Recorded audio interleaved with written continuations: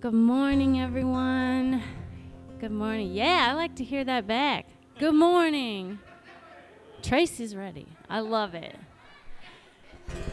Legitimately, it is so hard to tell when people are with me because I can only see from here up. So if you're singing or talking, just project for me so we can hear you because we're in this together. Good morning, everybody. I'm Katie. I'm your worship director. Hello to the people online who are staying home out of safety or sanity or whatever. We're glad you're with us as well. Can we take a moment and pause and just sort of gather ourselves before we sing together today? All right. Well, I invite you to close your eyes, get comfortable, take a deep breath, whatever you need to do to sort of center your mind and body right now.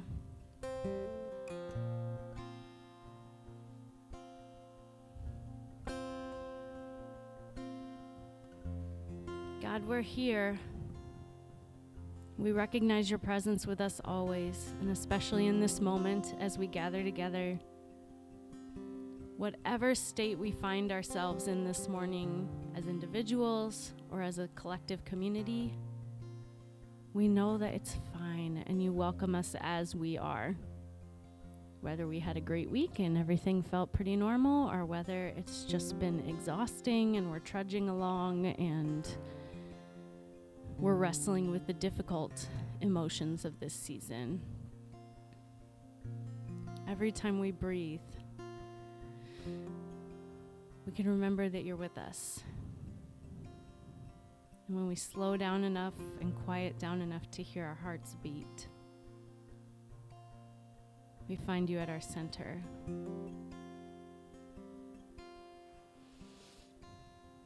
Help us be unified this morning in our praying, in our singing, in our learning. And help us recollect ourselves as a community before we enter back out into our daily lives today and tomorrow. Thank you for being our heartbeat and for always bringing us together and making us whole again. Amen. Would you all rise, and we'll start by singing this morning.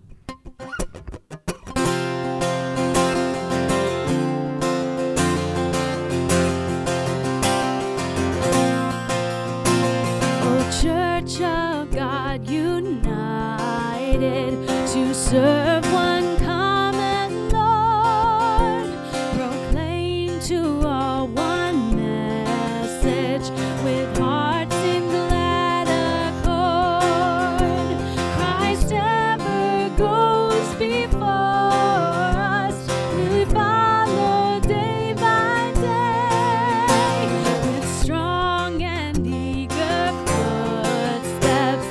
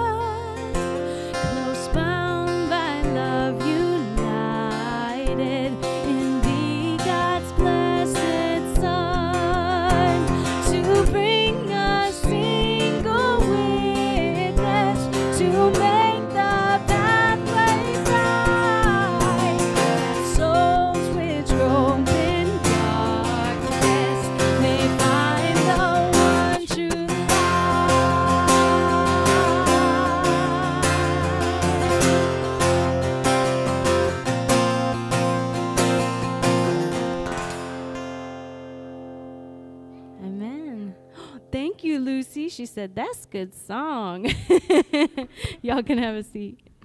Good morning.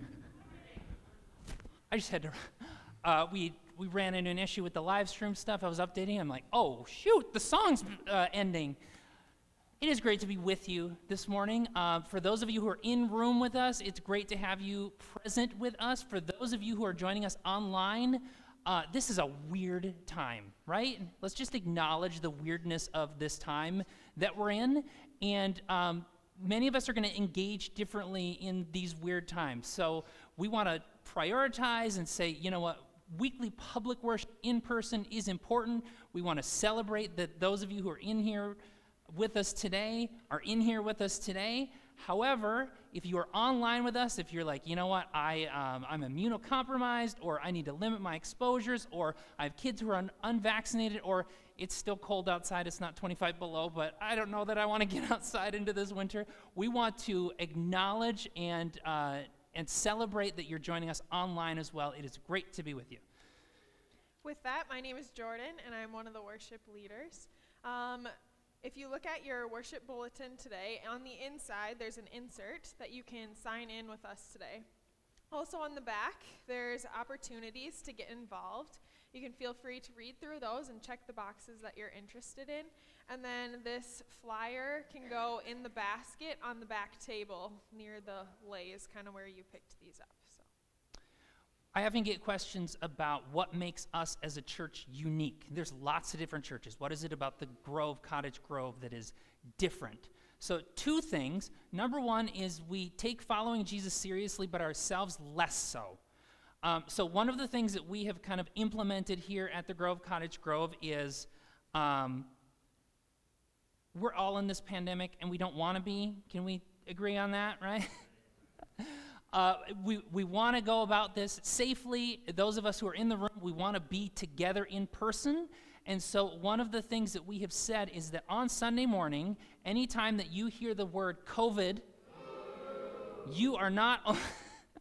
It's still awesome. I get boos during the week sometimes when I say COVID among people who are in the know. We not only allow you, but encourage you to boo. Like, none of us want to be in this. All of us are antivirus, right? The other thing that not necessarily makes us unique, but we want to emphasize over and over again that is one of our values, is that we want to do no harm.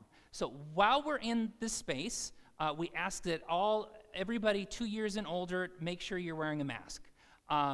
Do as best as you can to keep your distance as well. People have different risk tolerance with their proximity to people too.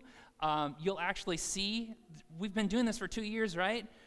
If you get too close to someone, often they will step back. Just be aware of that people have different risk tolerance. But these are just 2 really simple protocols that we're able to follow that allow us to be in person together. So I appreciate that. All of you are already following those. Great, thank you so much. And the more that we're able to do this, we're going to be out of this sooner rather than later, and we're going to be able to continue to worship together, build meaningful relationships, all of the important stuff. Kids are celebrated here at the Grove. We have a couple of different options for kids. First, we have the Wiggle Space area. That's where kids can spend time throughout worship, go over and just get their wiggles out. Parents are welcome to join that area if they're interested. There's also clipboards in the pews with activity sheets. There's coloring sheets, crosswords, that kind of thing. Adults can do these too if they want to. And then there's a special time in the service where we're going to sing a song and all the kids can head out and do godly play where they can spend time building relationships and learning on their own.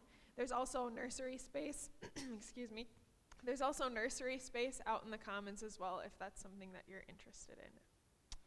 All right, and with that, we get to move into a interactive part of the service.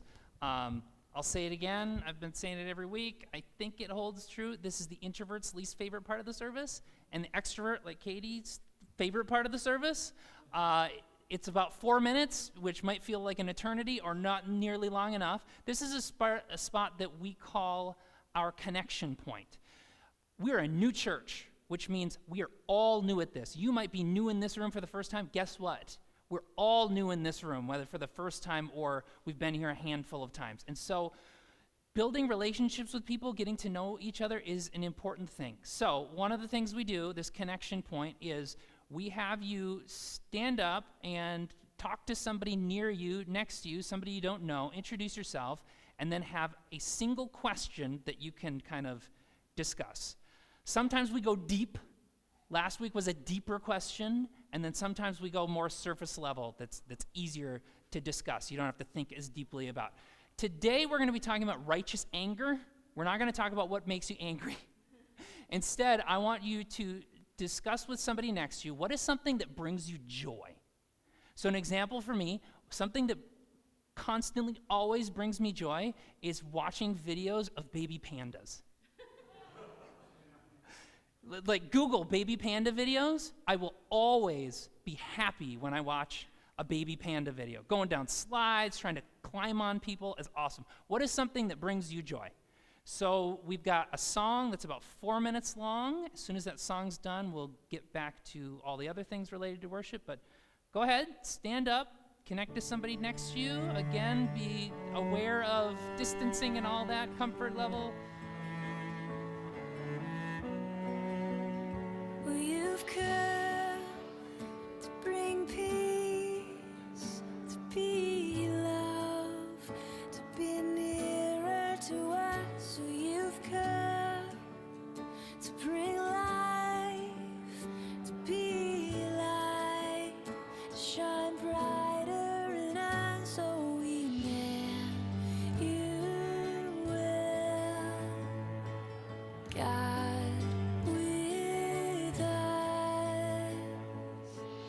Our deliverer, you are Savior. In your presence we find our strength. Over everything, our redemption, God, with us. You are God, with us. Will you come to be hope to this world for your honor and name? Well, you've come to take sin, to bear shame, and to conquer the grave. Oh, we know you will, oh God, with us. Our deliverer, you are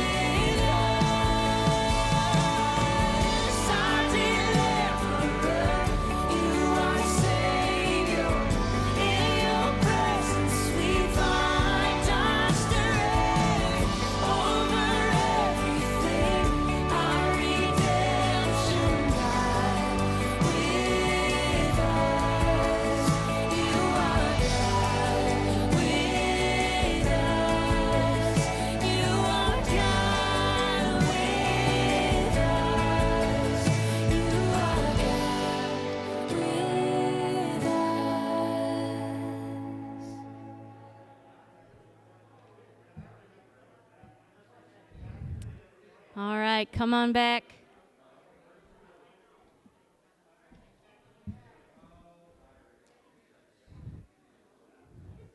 How many of you also talked about animals bringing you joy? Because our group did. We're with you, Jeremy. Oh, man. That was fun. I needed that little lift in my spirit today. I'm glad we talked about that. Hey, as a continual part of our worship, know that beyond music and prayer and preaching, we also have ways for you to move about the space and be involved in physical, tangible ways. Like we have a prayer kneeler up here, if that's something that you are used to using and want to use. We also have an area in the back of our sanctuary over there on your way to the Wiggle space. I need a tour guide of their worship space. There's a space called our worship wall where you can actually get up and write something down or draw or whatever. And there's a prompt back there. You can see what it's all about if you walk back there and you read. But it's going to relate to the series that we're in. And so we're in this series called Come and See. And so for people online, you can be involved too. You can drop something in the comments of the live stream if you would like. Tell us something that maybe happened this week where you saw God's grace at work in your life, or maybe where you were given the opportunity to be an agent of grace in somebody else's life. So you all can move about anytime during the worship service and go back there and participate in that, or if you're online, please drop that in the comments. As also a continual part of us as a community sharing our stories, we have invited one person every Sunday to come and share for a brief moment of a time where they experienced God deeply in their own life. And this Sunday, we have Justin joining us, taking a break from the soundboard today to come up and share his Come and See story.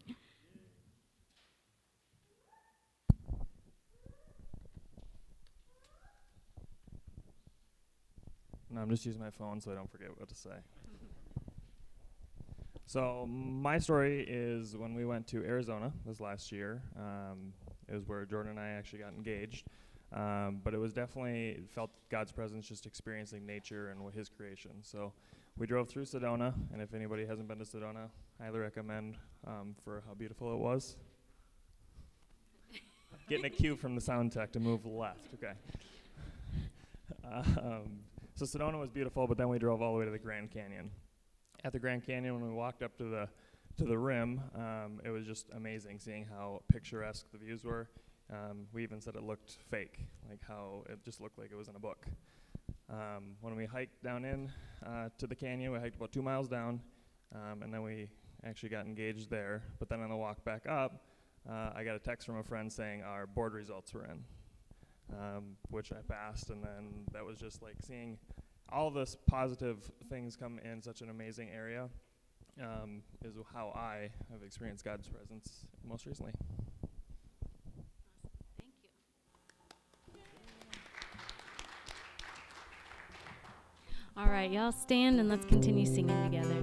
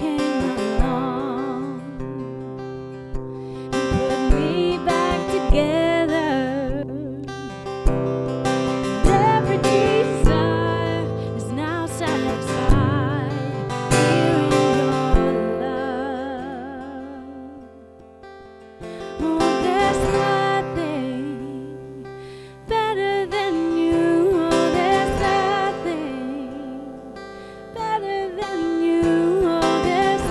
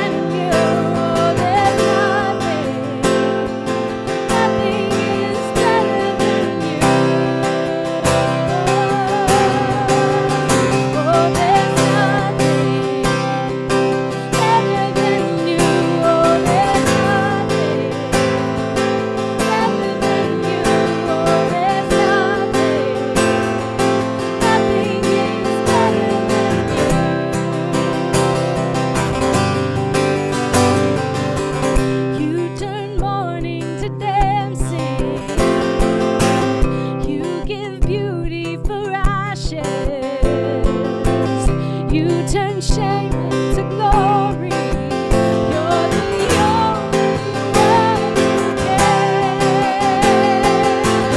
You turn rose into garden. You turn roads into armies. You turn seas into highways. You're the only one who can. You're the only one who can. There's nothing better than you. Oh, there's nothing better than you. Oh, there's nothing. Nothing is better than you. Oh, there's nothing better than you.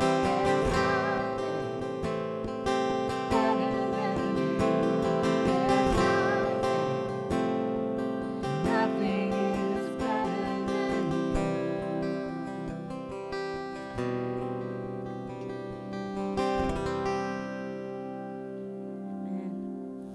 Well, it's time for our kids to go out for godly play, so let's honor them and send them off by singing them a little song. Jesus loves the little children, all the children of the world. Every color, shape, and type, all are precious in His sight. Jesus loves the little children of the world.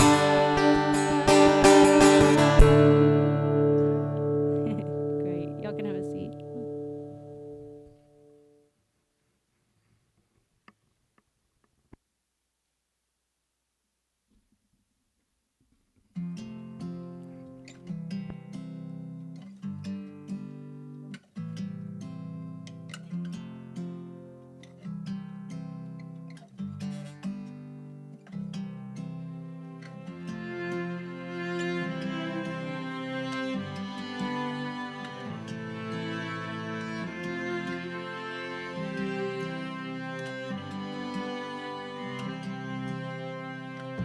All that divides us, tear it down. Where there is hatred, let peace abound. In every temple, may we be filled with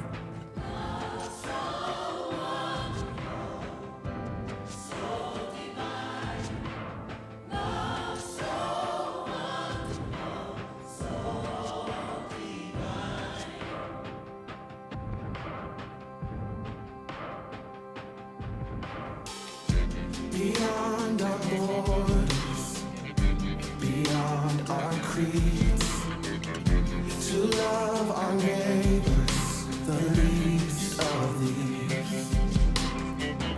Where there is violence, let mercy overflow with love so wonderful, so divine, love so wonderful, so divine.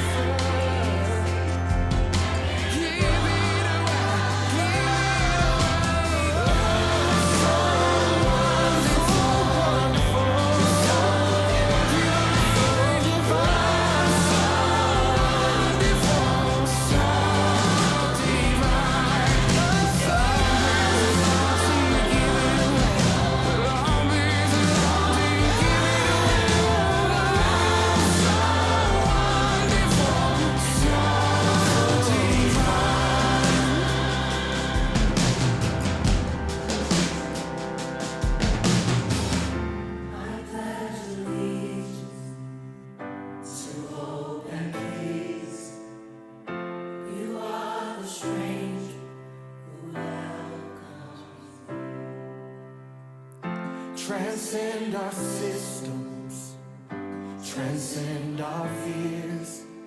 Love is immortal, love is all we need. Love is immortal, love is all we need.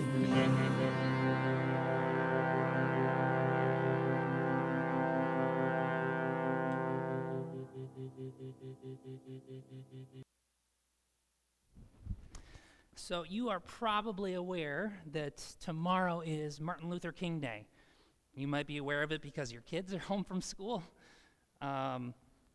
You might be aware of it because it's a holiday where you're not going to get mail. You might be aware of it because Martin Luther King Jr. was a very important person to you.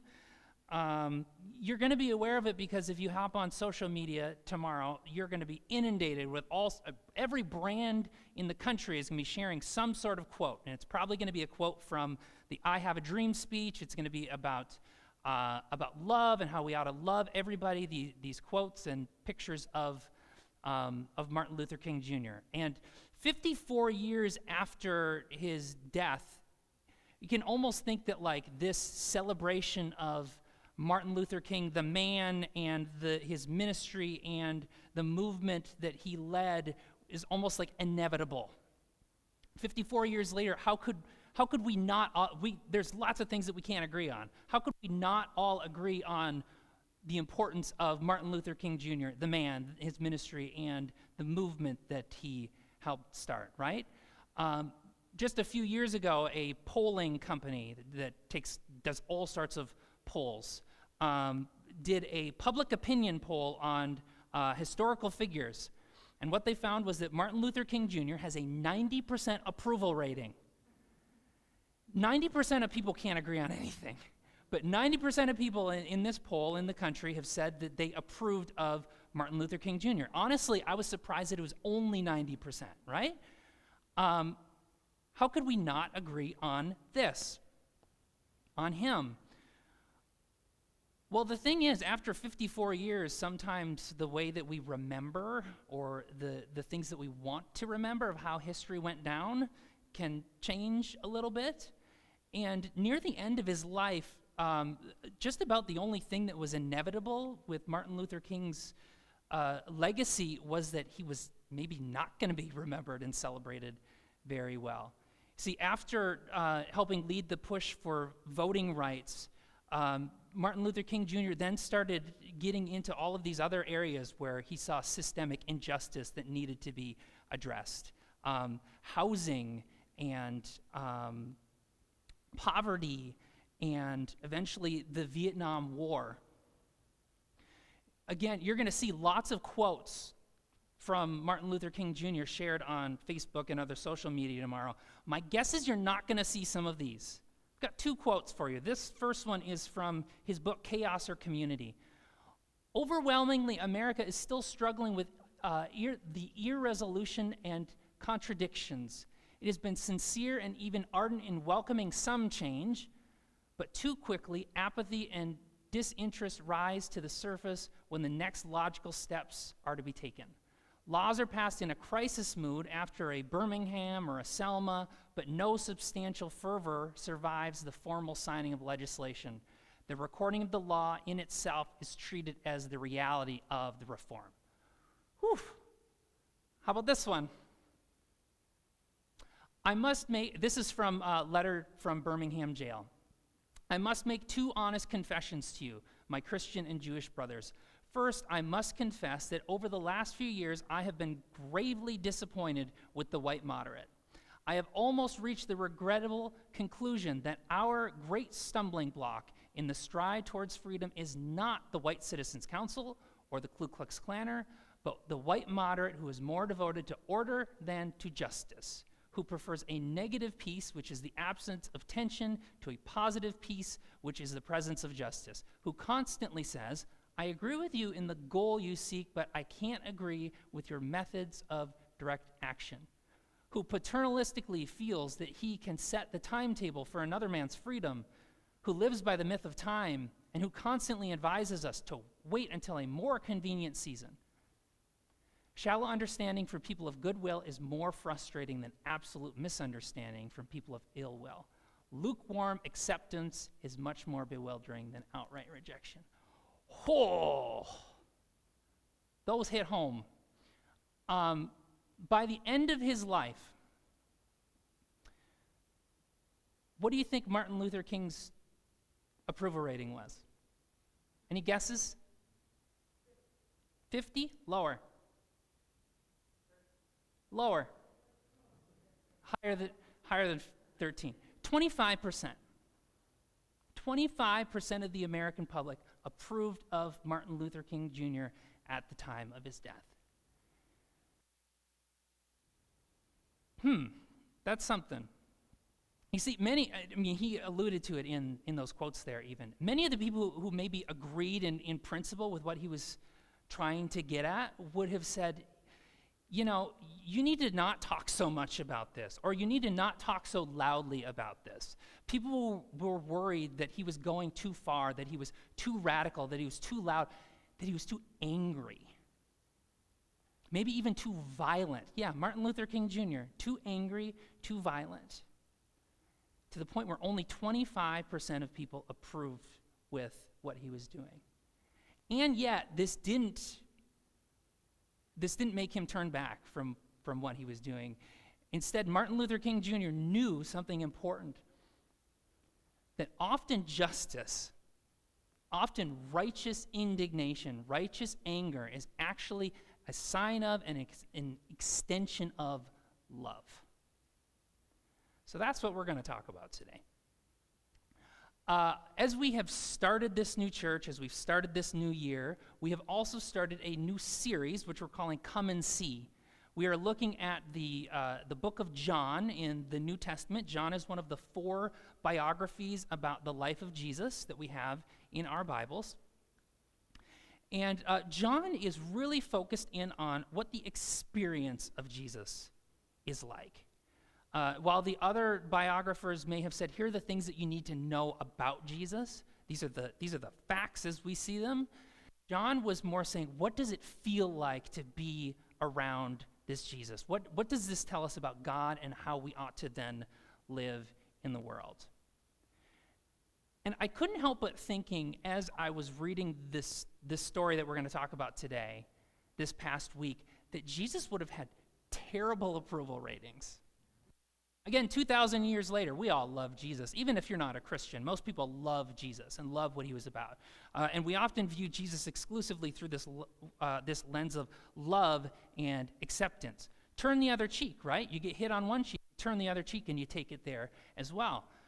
And that we, just in John 2, the beginning of the chapter, the story that we discussed last week, Jesus shows up at a wedding, the wine runs out, and he turns the water into wine.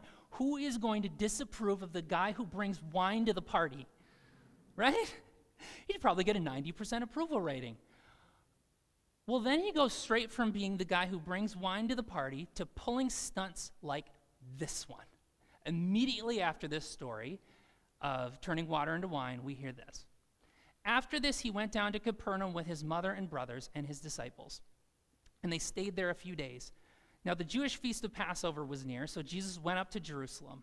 He found in the temple courts those who were selling oxen and sheep and doves and the money changers sitting at tables. So he made a whip of cords and drove them all out of the temple courts with the sheep and the oxen. He scattered the coins of the money changers and overturned their tables. To those who sold the doves, he said, "Take these things away from here. Do not make my Father's house a marketplace." His disciples remembered that it was written, "Zeal for your house will devour me." Now, I've mentioned before that that John is like the color outside the lines version of the Jesus story. Matthew, Mark, and Luke, they tried to produce an orderly, factual account, and John is more like, let's talk about the experience. So he often includes stories that the other 3 don't include at all. He excludes stories that all of the other 3 include. Well, this is an example of a story that he includes that all of the others do, but he changes some of the details of to make a little bit of a different emphasis. So in the first three, there's important differences between the other three and John's account of this story, known as the cleansing of the temple. First of all, in the first three, this story doesn't appear until the very last days of Jesus' life. Here, it's appearing in the second chapter of the book. Now, this is like some narrative framing. This story's probably placed here to say Jesus' ministry begins with Passover and it ends with Passover. If you want to talk about that some more, I'd be happy to talk with you offline, or we're going to talk about it once we get close to Easter, because we'll be wrapping up the story of John. We're doing communion later. I'm going to mention it a little bit there, but we're not going to spend all of our time on that difference. The second difference, though, is that in Matthew, Mark, and Luke, Jesus shows up at the temple, he sees what's going on, and immediately he has a response. Immediately he goes in and he starts flipping over tables. It's like a visceral reaction. He sees what's happening and he just can't help but respond in that moment. That's not what happens in John. He shows up at the temple, he sees what's happening, he sees that people are being taken advantage of, that this place of worship where everyone is supposed to be able to come before God has become exclusionary, has become oppressive even. And he takes the time to go and find the materials and braids a whip. And then goes into the temple and then drives all of them out. He braids a whip.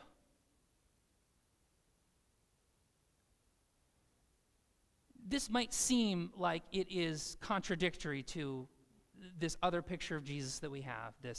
Jesus is all about love and acceptance and turn the other cheek, right? But that's not how I see it, and that's not how I think that we are supposed to see it, even reading this story 2,000 years later. Because sometimes justice, righteous anger even, is an extension of love. It is an act of love in action. I need to mention that this story has been used across the 2,000 years of church history by some of the biggest names in church history to advocate for war and violence. It's a really complicated argument that they use, and it goes something like this. I hope you can follow along. Jesus was violent, so we can be violent. Jesus was violent, so we can be violent. So we can kill our enemies. I mean, there's stories from 400 years ago, some of the reformers using this as an excuse to burn their enemies, other Christians that they just disagreed with, because Jesus was violent. Beyond the fact that that's not what's happening in the story, it misses the whole point of the story about the experience of God. John was trying to get his readers, us today, to understand what is the experience of God, what does that tell us about what God is like, and how does that translate into who we are and what we are supposed to do in this world. And I think that this story is not about us saying Jesus was violent so we can be violent, but that God cares about the world not being like it should be. God cares about injustice and even gets mad about injustice. That we ought to care about the world not being as it should be. That we ought to get righteously mad about the world not being as it should be. And that we ought to be willing to do something about it. These past 2 years, we've learned a whole lot about our world, right? We've learned a whole lot about the way that our world works, and a whole lot about the ways that our world does not work like it's supposed to or ought to. We've seen a whole lot of examples about people who are working for the common good, and a whole lot of examples of people working for their own good. I cannot tell you the number of people that I have had come to me over the last couple weeks. As a pastor, you get a lot that's, people tell you things that they might not tell other people. They confide in you. And there's been a lot of people who have come to me and confided in me that they're not only tired, they're not only fatigued by the pandemic and by Zoom and all of the things that come along with that, but they're angry. They're angry that the world is not as it should be. They're angry about seeing people that they think are just like actively perpetuating the world as it should be, rather than doing things that make it the world as it should be. To the point where I've actually started floating the idea of starting a Grove group, a study group specifically for people who are dealing with anger. And I've mentioned that to a few more people who haven't brought that up to me, and they're like, I'd be in that group. And so what I want the takeaway to be today is simply this. 2 things, 2 points that you can walk away with that I have found comforting in this weird, crazy time, and maybe you will find comforting as well. The first one is this. It is okay to be angry that the world is not as it should be.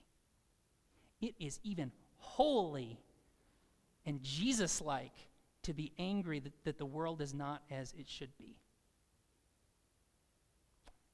And number 2,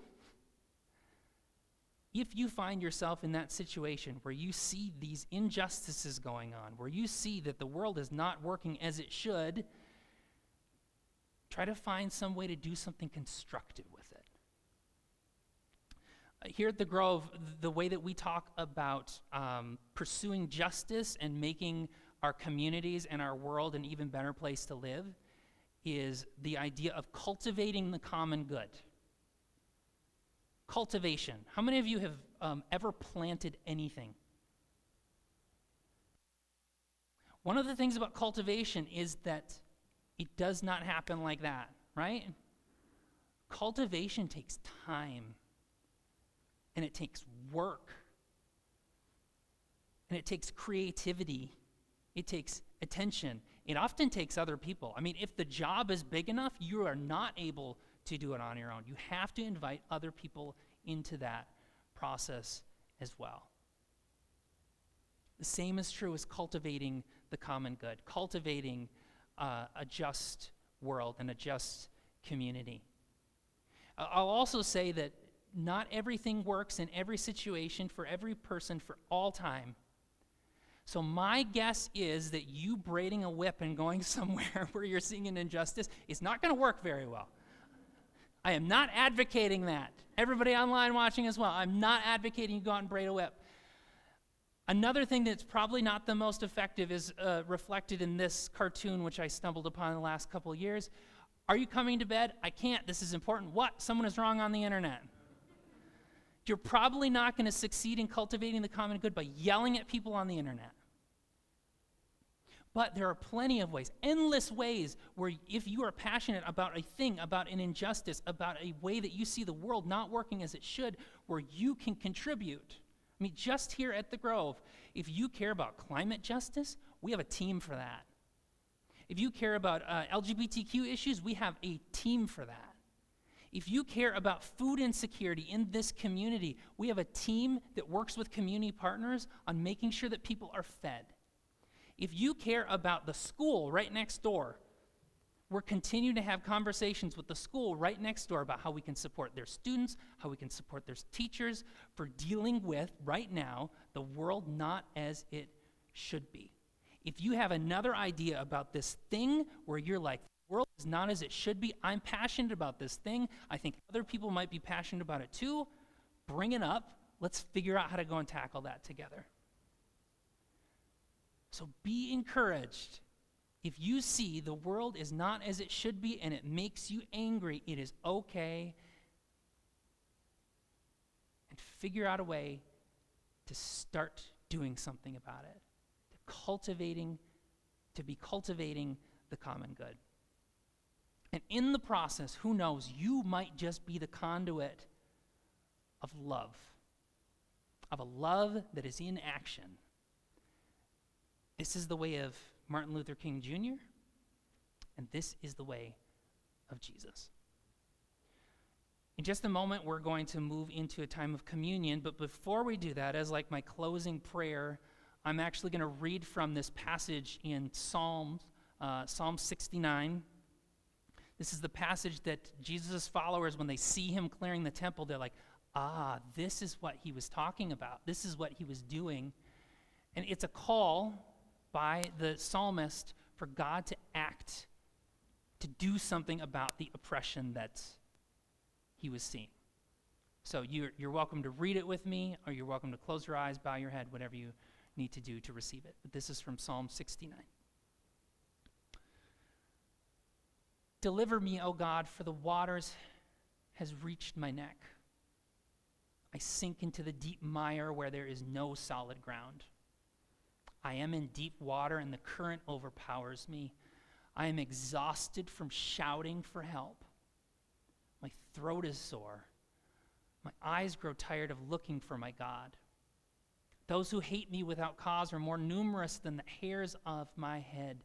Those who want to destroy me, my enemies, for no reason outnumber me. They make me repay what I did not steal. O God, you are aware of my foolish sins. My guilt is not hidden from you. Let none who rely on you be disgraced because of me, O sovereign Lord and King. Let none who seek you be ashamed because of me, O God of Israel, for I suffer humiliation for your sake and am thoroughly disgraced. My own brothers treat me like a stranger. They act as if I were a foreigner. Certainly zeal for your house consumes me. I endure the insults of those who insult you. I weep and refrain from eating food, which causes others to insult me. I wear sackcloth, and they ridicule me. Those who sit at the city gate gossip about me. Drunkards mock me in their songs. O Lord, may you hear my prayer and be favorably disposed to me.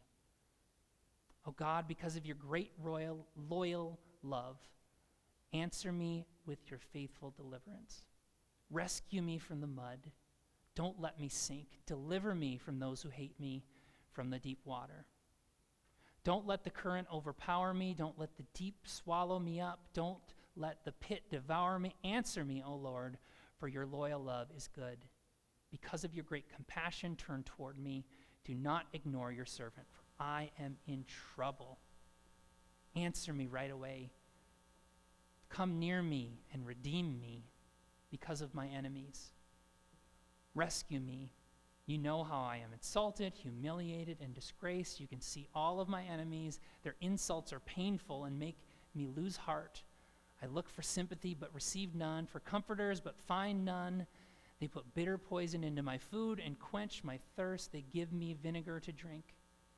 May their dining table become a trap before them. May it be a snare for that group of friends. May their eyes be blinded. Make them shake violently.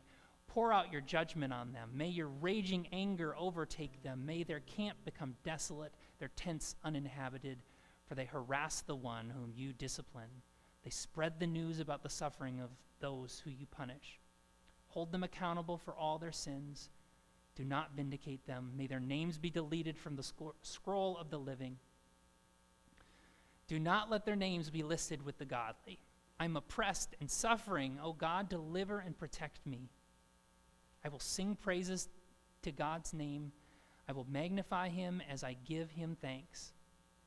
That will please the Lord more than an ox or a bull with horns and hooves. The oppressed look on. Let them rejoice.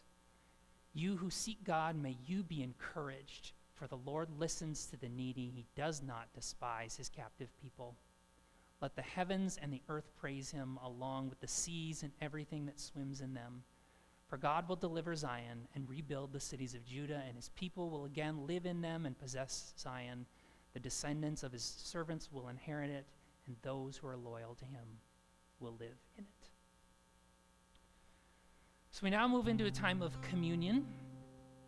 The story of the Last Supper, as it's also called, happens, imagine that, at the end of the book of John.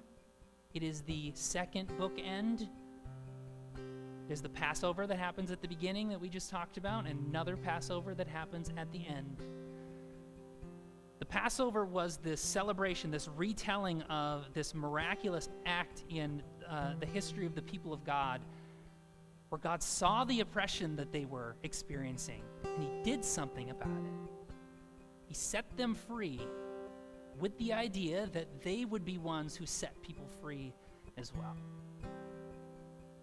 So hundreds of years later, Jesus gathered with his followers to celebrate the Passover. And he said, I'm going to reinterpret these elements a little bit. In the next 24 hours, he would be killed. And what he said was, you see this bread, imagine this bread as my body, which is given for you. And this cup, this wine, imagine wine as my blood, which is shed for you.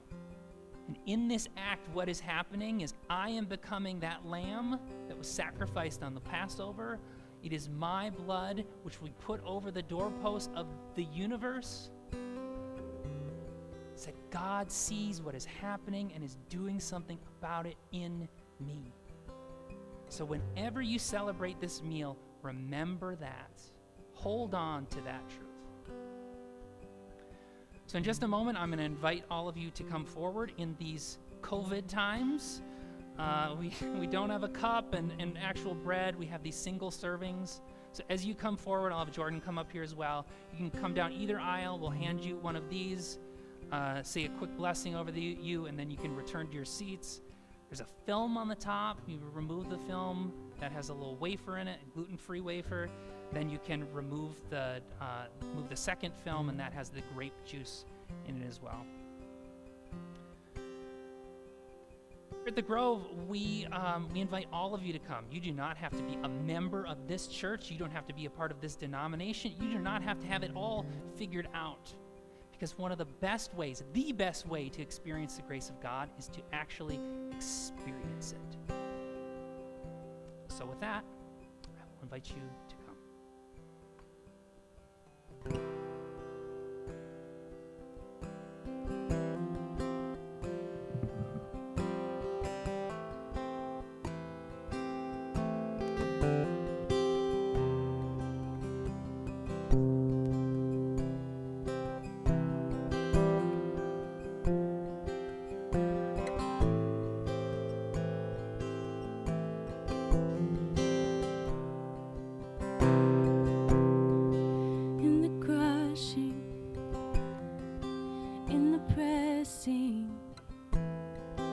You are making new wine in the soil. I now surrender. You are breaking new ground. So I yield to you and to your careful hand. When I trust you, I don't need to understand. So make me a vessel, make me an offering, make me whatever you want me to be. God, I came here with nothing but all you have given me. Jesus, bring new wine out of me.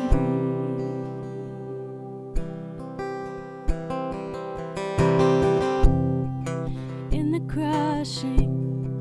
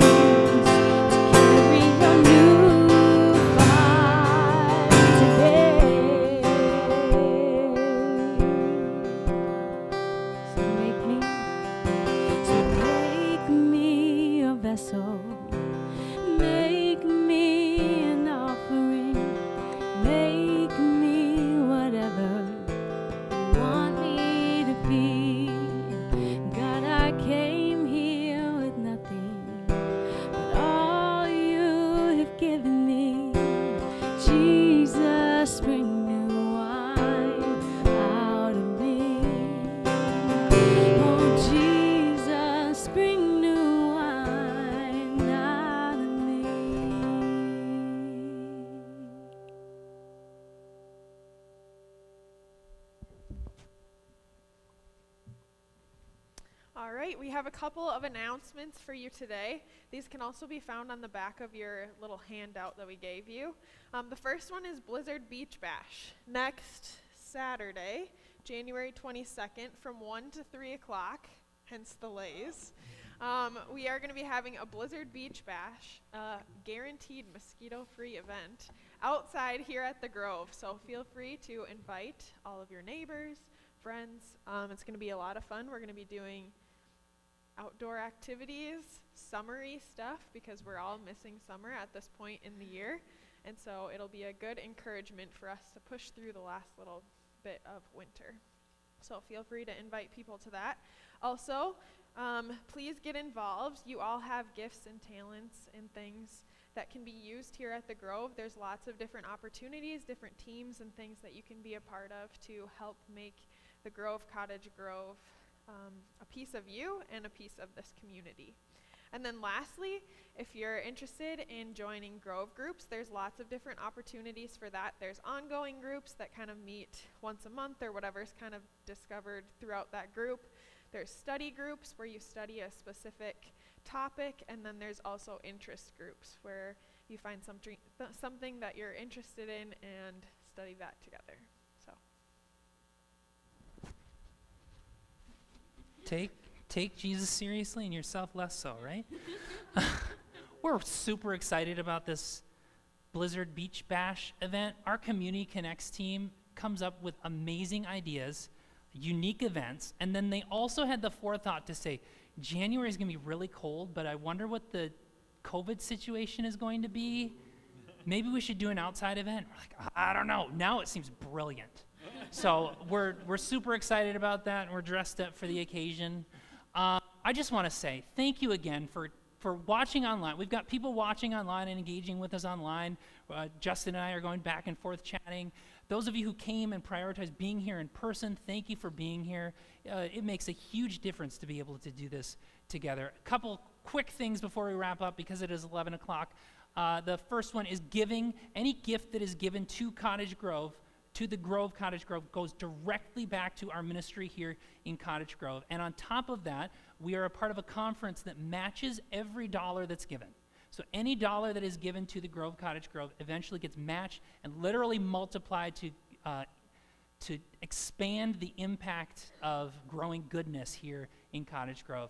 And then there's this idea of becoming a partner. This is no formal designation. Becoming a partner simply means you care about growing goodness, that you think this is a church that you want to be a part of, that you're willing to show up on a weekly basis or as much as you're able to gather with us, to give something regularly, whatever the amount, whatever your ability, to grow by using your gifts and being in a Grove group.